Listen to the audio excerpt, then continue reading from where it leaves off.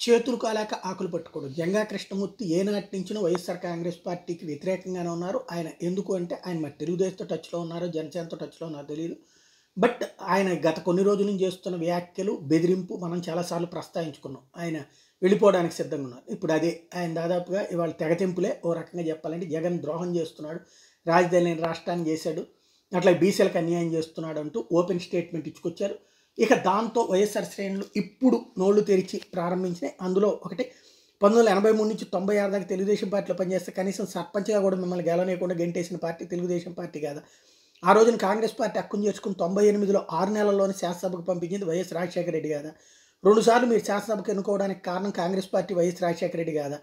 2014 సంవత్సరం నియోజకవర్గంలో సీనియర్ నాయకులందరూ ఓడిపోతారని చెప్పినా మీకు సీట్ ఇచ్చింది వైఎస్ జగన్మోహన్ రెడ్డి, వైఎస్ఆర్ కాంగ్రెస్ పార్టీ కదా! ఆ ఎన్నికల్లో మీరు ఓడిపోయిన ఎమ్మెల్సీని చేసి పెద్దల సభ శాసన మండలికి ఎన్నికలకు ముందే పంపించింది జగన్ కాదా?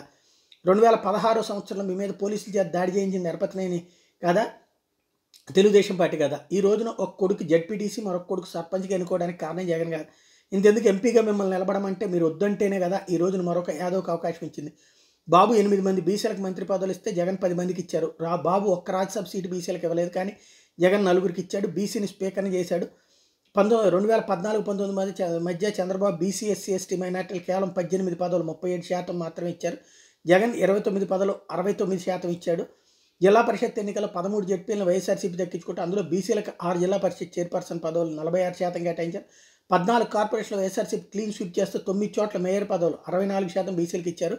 మున్సిపాలిటీల్లో 87 మున్సిపాలిటీలు 84 మున్సిపాలిటీలు వైఎస్ఆర్సీపీ చేజిక్కించుకుంటే చైర్పర్సన్ పదవులు బీసీలకు 44 ఇచ్చారు, 53%. కాబట్టి జగన్మోహన్ రెడ్డి బీసీలకు అన్యాయం చేశాడంటే ఎట్లా నమ్ముతారంటూ నిలదీస్తున్నారు వీళ్ళు.